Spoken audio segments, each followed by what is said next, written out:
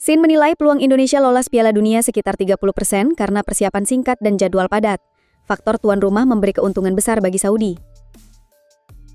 Erick Thohir memastikan penggunaan JIS oleh timnas tidak ganggu agenda Persija. Stadion hanya dipakai saat FIFA Matchday dengan koordinasi jadwal. LMKN mewajibkan royalti untuk lagu kebangsaan, termasuk di laga timnas. PSSI menilai kebijakan ini mengaburkan nilai luhur dan semangat nasionalisme. Timnas U17 jalani persiapan matang lewat uji coba internasional dan scouting pemain potensial. Targetnya membentuk skuad solid untuk Qatar November nanti. Arab Saudi tuan rumah round 4 kualifikasi Piala Dunia, namun diingatkan tak meremehkan Indonesia. Garuda siap buktikan diri meski peluang di atas kertas kecil.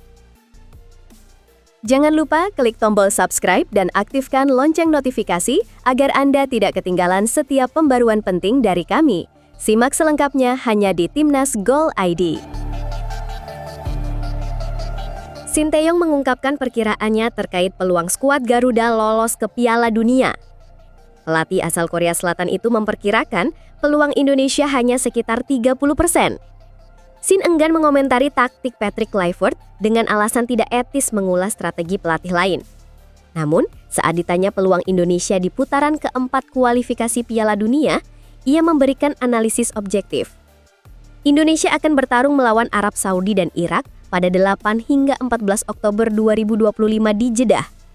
Dari seluruh peserta babak keempat, Indonesia memiliki peringkat FIFA terendah, membuat peluangnya secara statistik lebih kecil dibandingkan pesaingnya.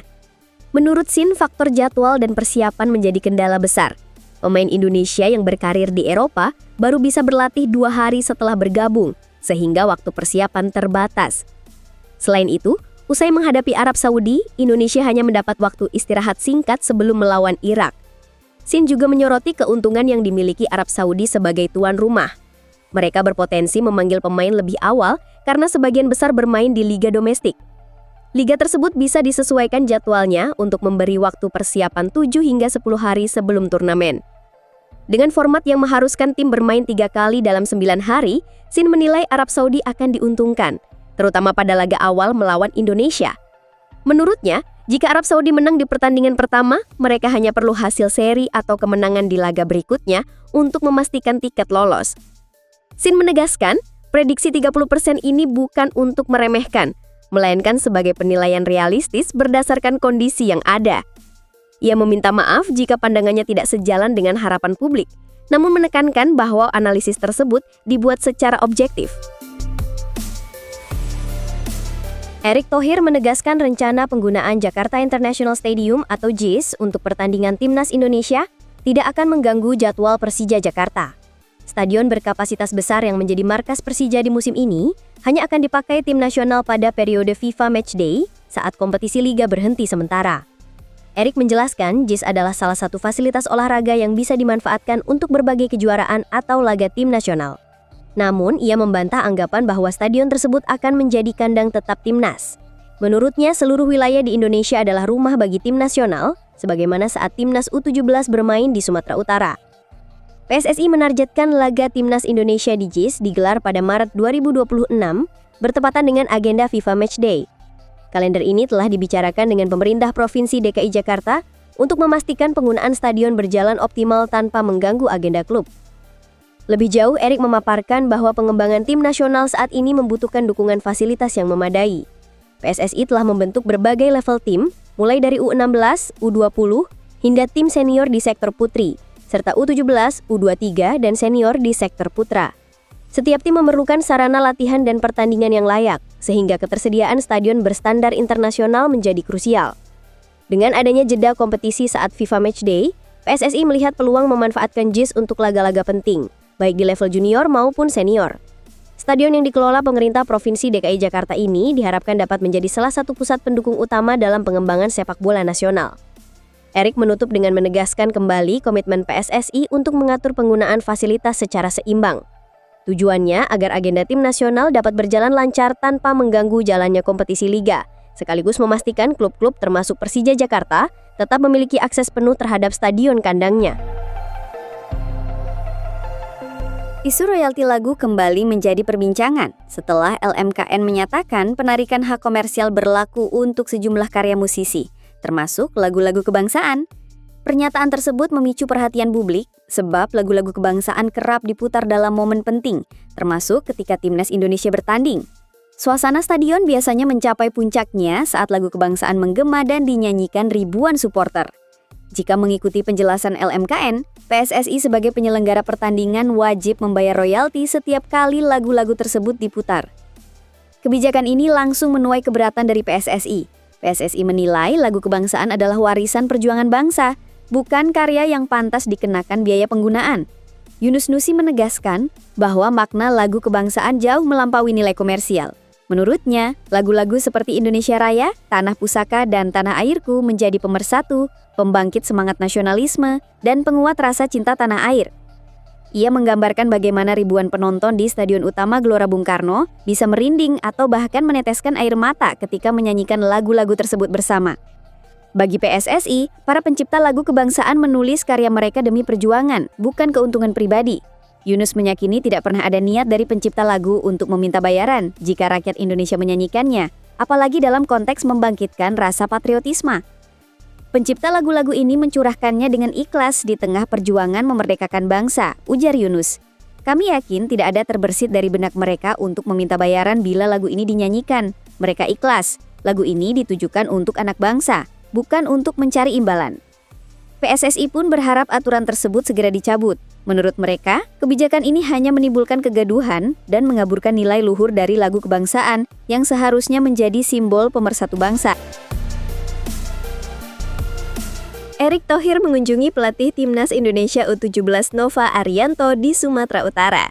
Pertemuan ini berlangsung di sela ajang Piala Kemerdekaan 2025 yang menjadi bagian dari rangkaian persiapan menuju Piala Dunia U17 di Qatar pada November mendatang.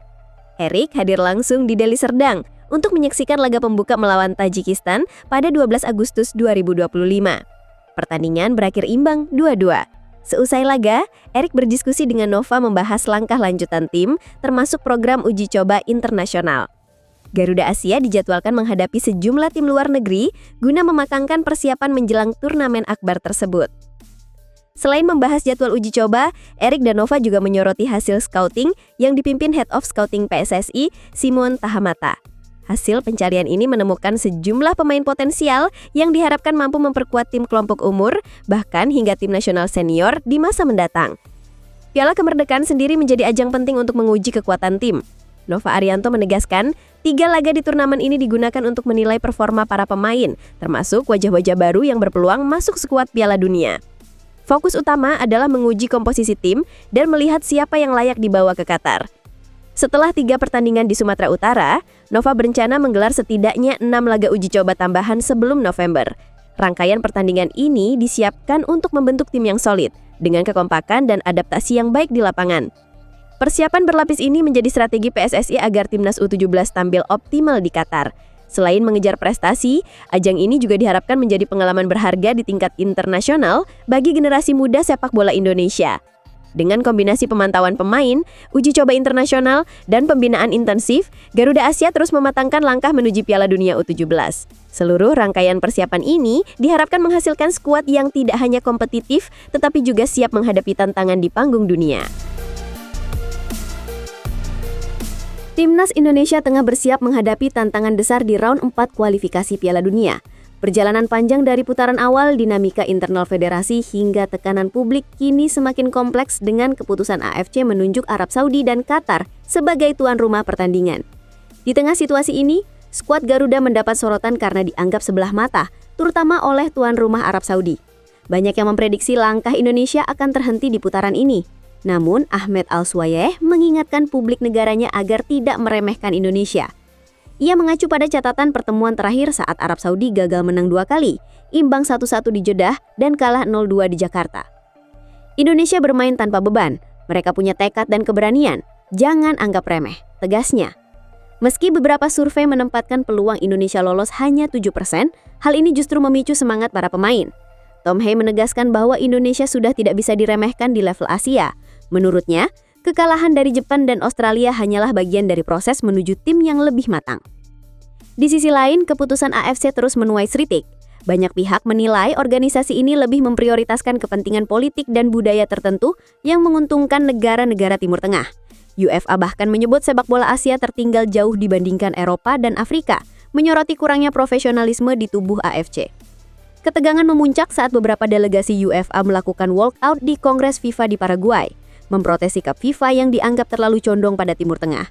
Mantan pelatih Korea Selatan juga menegaskan bahwa jika situasi ini berlanjut, sepak bola Asia akan sulit berkembang. Kini fokus tim sepenuhnya tertuju pada lapangan. Bagi para pemain, pelatih, dan seluruh elemen timnas, ini bukan sekedar pertandingan. Round 4 kualifikasi Piala Dunia adalah laga hidup mati, awal dari mimpi besar untuk menorehkan sejarah di panggung dunia.